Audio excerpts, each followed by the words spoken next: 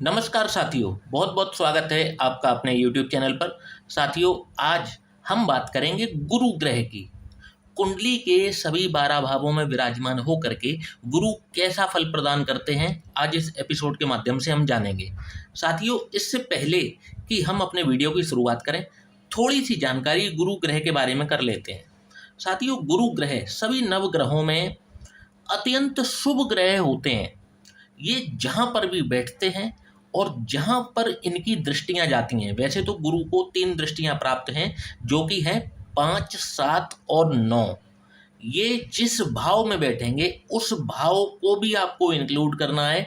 उस भाव से 5वां भाव, 7वां भाव और 9वां भाव, इन 3 भावों को ये देखेंगे और इनकी दृष्टि में अमृत है। कहने का मतलब है, इनकी दृष्टि जिस भी भाव पर गिरेगी उस भाव से संबंधित अच्छे फल जीवन में वृद्धि करने लगेंगे, और यदि अशुभ भाव पर इनकी दृष्टि पड़ती है तो अशुभ भाव से मिलने वाले बुरे फलों में ये कमी कर देते हैं, मतलब कम बुरे फल मिलते हैं उस भाव के, यदि गुरु की दृष्टि उस भाव पर पड़ रही हो।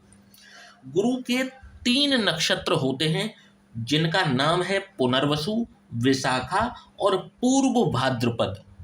गुरु कर्क राशि में 5 अंश तक उच्च अवस्था में होते हैं और मकर राशि में 5 अंश तक नीच अवस्था में। सूर्य, मंगल और चंद्रमा इनके मित्र हैं, या यूं कहें कि इनके साथ जब भी गुरु के दृष्टि संबंध बनते हैं या युतियां बनती हैं तो बहुत अच्छे परिणाम देखने को मिलते हैं। और शुक्र, राहु और केतु, इनसे ये शत्रु भाव रखते हैं। कहने का मतलब है, इनके साथ युति में जब भी ये होंगे तो खराब परिणाम देखने में आते हैं। शनि और बुध से ये समभाव रखते हैं, मतलब न्यूट्रल ओपिनियन इनका रहता है, ठीक ठाक रिजल्ट आते हैं। तो साथियों, और थोड़ी जानकारी करते हैं। गुरु जो कि विद्या के कारक हैं, गुरु जो कि मोटापे के भी कारक हैं, लाइफ स्टाइल डिसीजेस के भी कारक गुरु ग्रह हैं। आप कितनी डिग्रियां हासिल करेंगे, जीवन में कितनी पढ़ाई करेंगे, गुरु की स्थिति पर निर्भर करता है। गुरु ही आपको संतान के भी कारक बनते हैं, कुंडली में विवाह के भी कारक बनते हैं। धन के नैसर्गिक नेचुरल जो कारक हैं वो गुरु ही हैं। आभूषण जिन्हें स्वर्ण कहा जाता है, ये भी गुरु के ही अधीन आते हैं।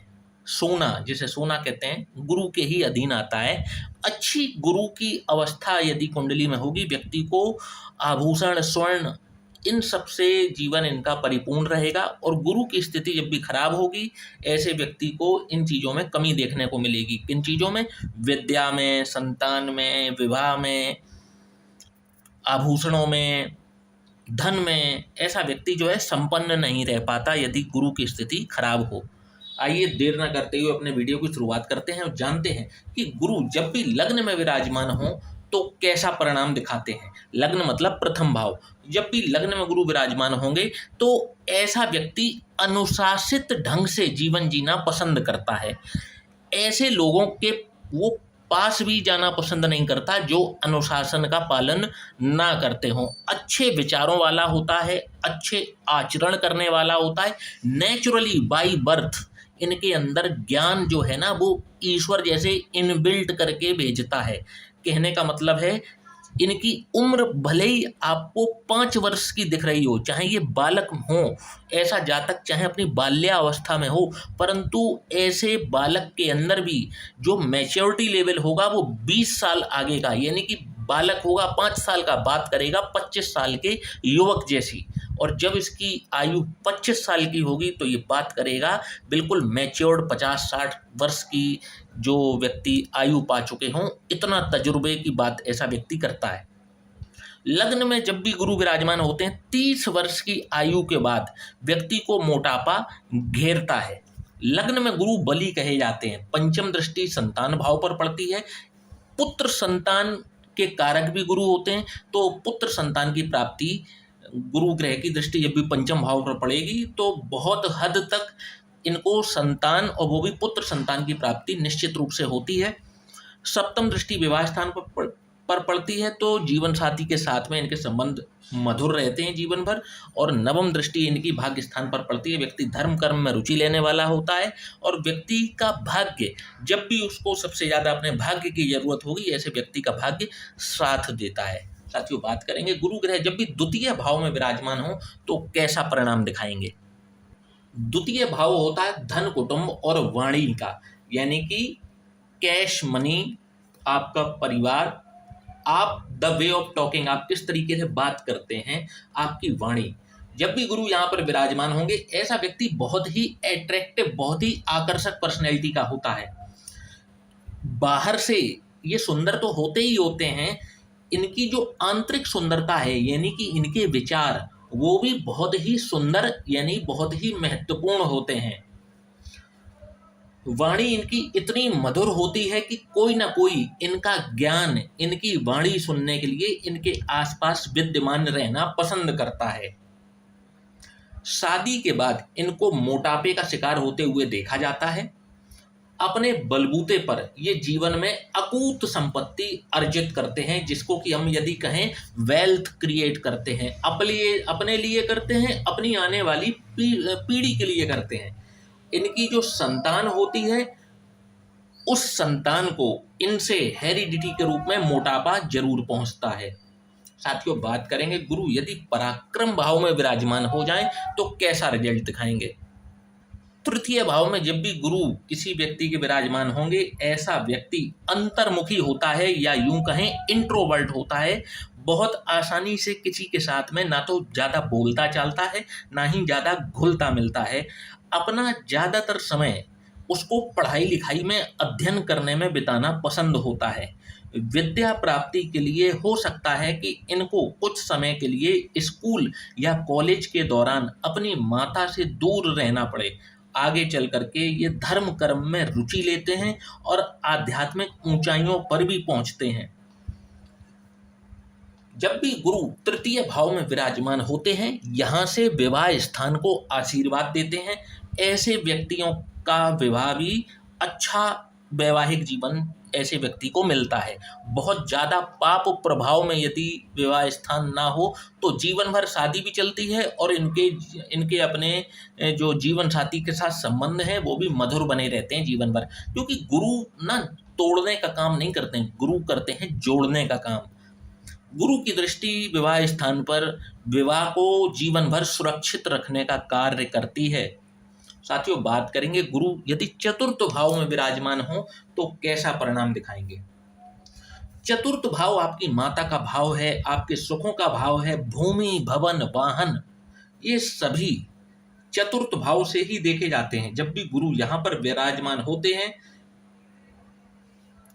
ऐसे व्यक्ति के अंदर काम की अग्नि, यानी कि अगर बात की जाए, ऐसा व्यक्ति कामुक हो सकता है और इसी काम वासना के चक्कर में ये कई महत्वपूर्ण अवसर जीवन में खो देते हैं, गलत संगत में पड़ते हुए देखे जाते हैं। आकर्षक व्यक्तित्व के धनी होते हैं, इनकी पर्सनैलिटी बहुत एट्रैक्टिव होती है और इनकी जो विद्या है वो किसी और फील्ड में होती है और इनका जो व्यवसाय है या कार्य क्षेत्र है वो किसी और फील्ड में। जैसे आपने पढ़ाई करी, मान लीजिए आपने इंजीनियरिंग की पढ़ाई की, अब आपको नौकरी करनी चाहिए और आप व्यापार करने लगे। मेरा कहने का मतलब ये है कि विद्या ये किसी और क्षेत्र में प्राप्त करते हैं और ये कार्य किसी और क्षेत्र में करते हैं। इनको या तो संतान देरी से प्राप्त होती है या फिर इनको संतान से सदैव किसी न किसी प्रकार का कष्ट अवश्य प्राप्त होता है। साथियों, बात करेंगे पंचम भाव की। जब भी गुरु पंचम भाव में विराजमान हो, जो कि विद्या का भाव है, आपके प्रेम का भाव है, रोमांस का भाव है, आपकी संतान का भाव है, आपकी शिक्षा का भाव है, मनोरंजन का भाव है, शेयर मार्केट का भाव है, यहाँ से आकस्मिक धन की प्राप्ति को देखा जाता है।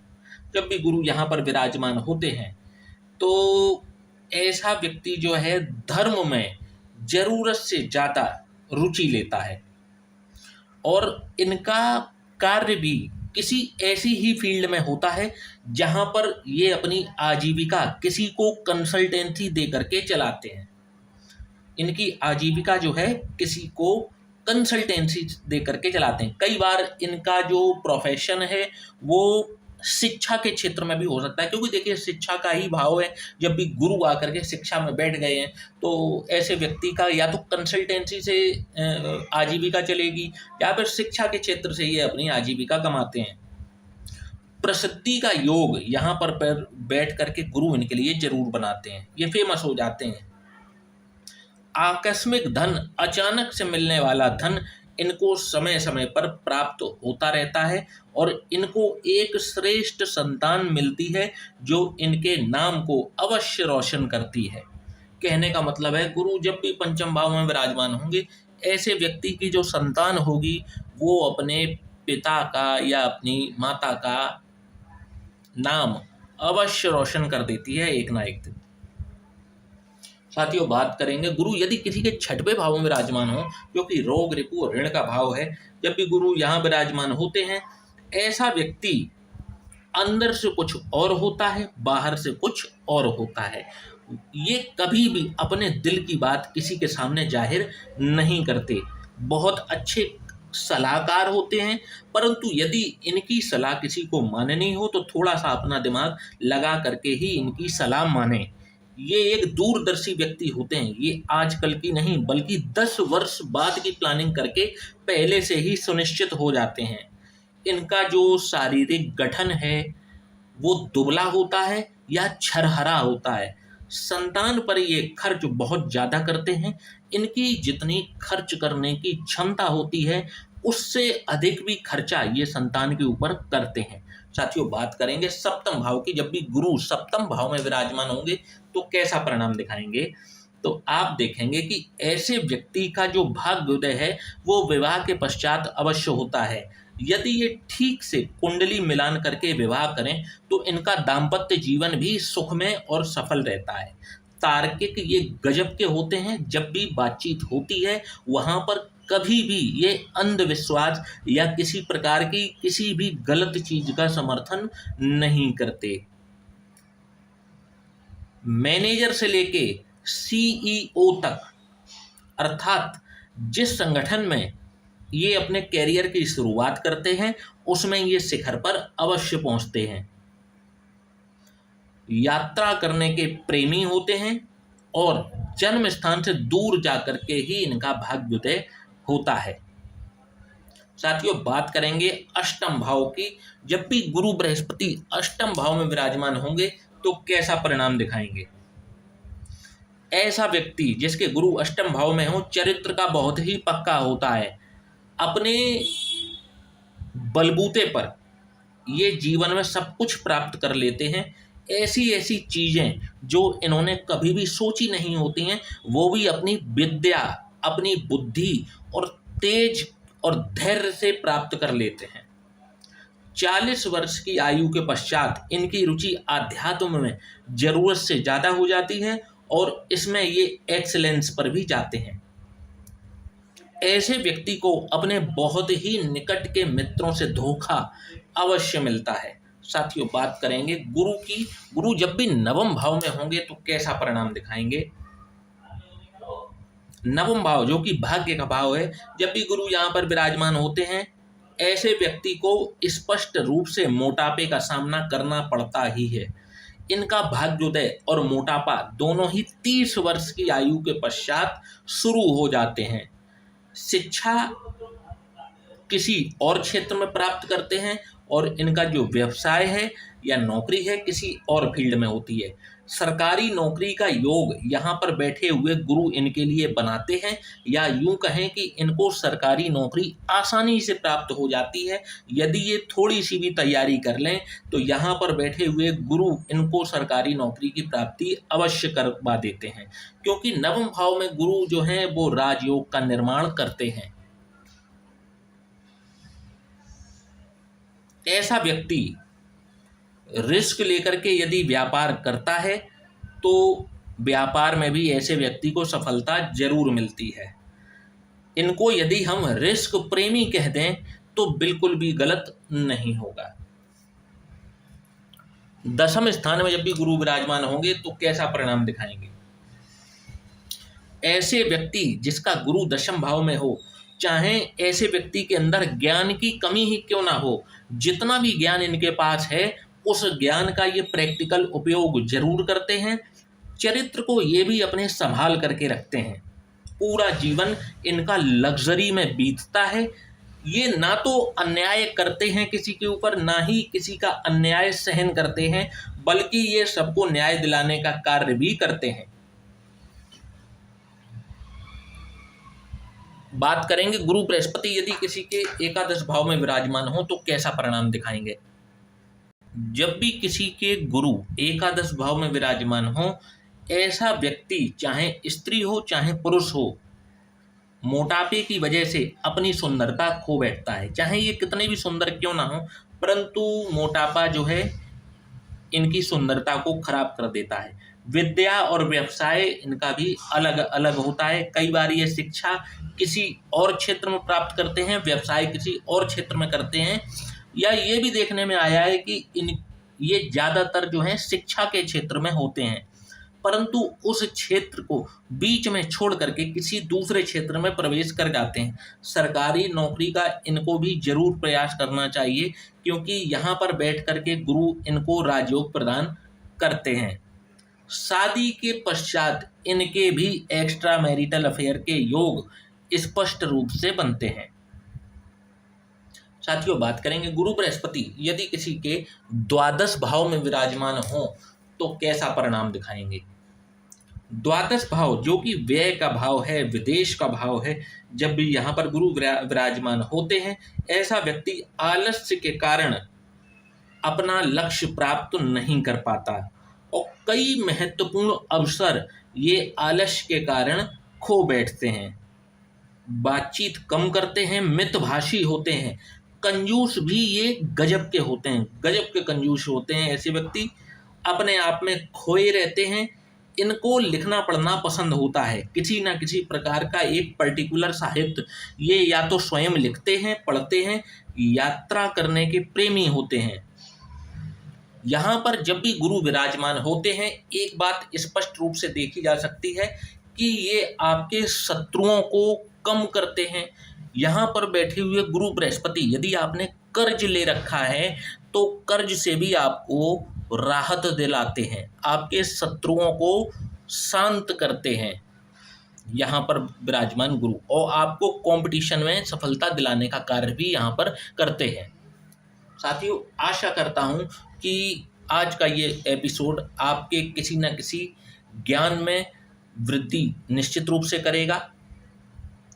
तो वीडियो को लाइक और चैनल को सब्सक्राइब करना बिल्कुल भी ना भूलिएगा। जय श्री राम।